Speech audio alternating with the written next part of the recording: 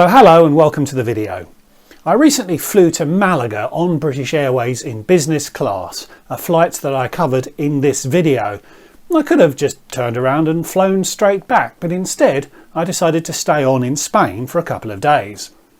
I toyed with staying in Malaga itself, but there was a resort just down the coast that I couldn't get out of my mind. I'd been there on holiday in 1981 and have precisely zero memories of that trip. But it's a name synonymous with holidays in Spain, a go-to resort over the years for that bucket and spade beach holiday. And you all know what that resort is from the title and from the thumbnail, so I don't really know why I'm teasing you in this way, but that resort is Torremolinos. So if you want to know what Torremolinos is like today for a short break or perhaps even for a longer stay, then stick around. Hi, I'm Matt. Over the last 25 years I've travelled a lot. I've lived in 5 countries on 4 continents. I've flown over 1.3 million miles. I've visited over 100 countries, every American state, but I'm nowhere near done. So hit subscribe to see where I go next and perhaps get some inspiration for your next trip. Torremolinos is the first resort down the coast from Malaga Airport, and I got a pretty good view on approach. Malaga Airport is the 4th busiest in Spain, so it is very well serviced from the UK and is usually not that expensive to fly to. There is a train connecting the town to the airport, although it will drop you in central Torremolinos, which is unlikely to be convenient for your hotel if you have any volume of luggage. Plenty of people arrange pickups, but there are also plenty of taxis. My driver didn't seem to be too annoyed that the passenger lottery gave him a €16 fare to Torremolinos rather than a €60 fare to Marbella. Torremolinos is effectively split into 2 parts. Most of the resort hotels are located along the beachfront and the old town is on top of the cliff. I stayed at the Hotel Isabel, chosen with the assistance of TripAdvisor, where it ranked as the 9th best hotel in Torremolinos and was the 2nd best in the area I wanted to stay. A very pleasant property, which in some ways reminded me of the Sky Princess.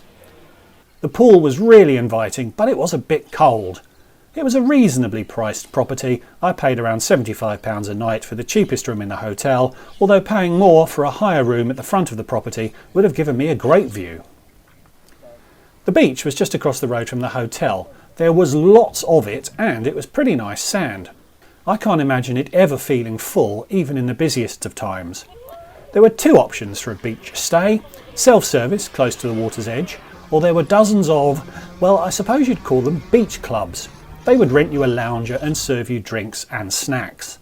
I never found anyone who was working in one of the clubs to ask the pricing of the loungers, but there were literally thousands of them, so I can't believe that they were that expensive.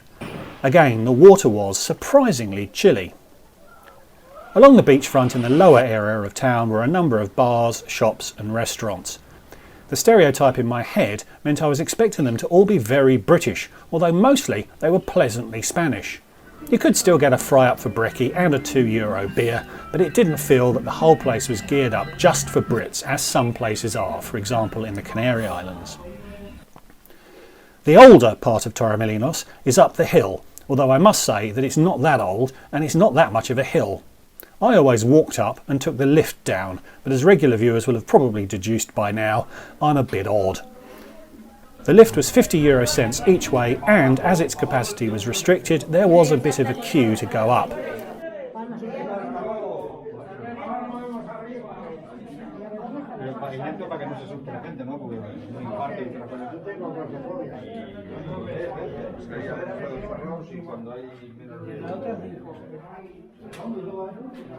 One option for the walk up was this very pleasant laneway, which was a really pleasant stroll and had shops and bars along the way. Once you're up the hill, there's a main shopping street through the middle of the old town, which was shaded and was very pleasant. Plus there were a couple of squares and plenty of cafes and bars to rest in. All very pleasant, albeit unspectacular. I did spot a few shuttered bars called things like Tracy's Bar or Dave's Bar, so I think there has in the past been a bit of an expat community there, although it seems to be the Spanish-owned properties which have survived best. One disappointment was that I struggled to find anywhere offering great tapas, despite the town being in the heart of Andalusia, Spain's most tapasy region. Perhaps I'd have had more luck if I'd have adopted the Spanish custom of eating after midnight. I will give a shout out to the El Bodegon restaurant, which was highly rated on TripAdvisor, but what clinched it for me that this was the first response from a restaurant on TripAdvisor that genuinely made me laugh out loud.